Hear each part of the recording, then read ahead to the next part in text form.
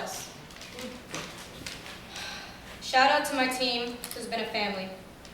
And a special shout out to my coach, Mr. Belwar, who is the funniest man I know, who spent 7 months helping me with this poem, and who is more of a father than I'd ever known.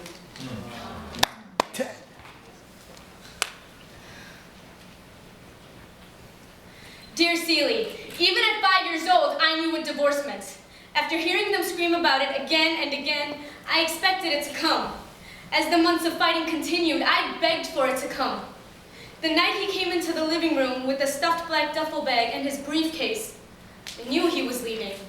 Mom lunged forward, screaming despair at the back of his head as he walked out. On the walls in the hallway, I drew scenes in purple crayon. I put an X through my stick-figure father. A week later, he came back. A week later, he left again. He slipped silently in and out of our lives, and always with his briefcase. He and Mom came to an agreement I couldn't understand. They never talked, they never cared, and they never divorced. He slept, got dressed, and left. The weeds overgrew the grass. There was never any milk. Dear Celie, when I was 11, I found his briefcase underneath his bed. I had to look inside to see what was so valuable. I clicked it open, expecting amethyst, diamonds, purple sapphires. I only found a few papers and binder clips. Is that really worth more than me? How can he remember to bring this back and forth but forget my birthday? How can he take this and not care whether or not I go to bed hungry?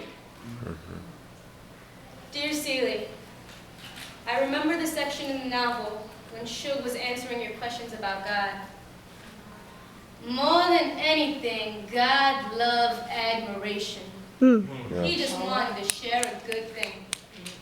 I think it pisses God off when you walk past the color purple in a field and don't notice it. Everything want to be loved. Sing and dance and holla. Just want to be loved.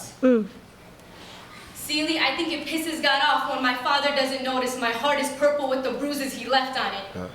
I dance and holla to be noticed too, to be admired, to be loved. Dear Celie, after 12 years of confusion, I confront him. I bought a purple blouse just for the occasion. He was watching TV, not knowing I was behind him. For 10 minutes I stood in the doorway, with words spinning like lottery balls inside me. Fighting back my tears, I finally asked the back of his head, Dad, do you love me? He turned his chin over his shoulder, and from the corner of his eye he replied, of course I love you, Shamo. You're my baby girl. He went right back to the Sox game, never giving me a second look.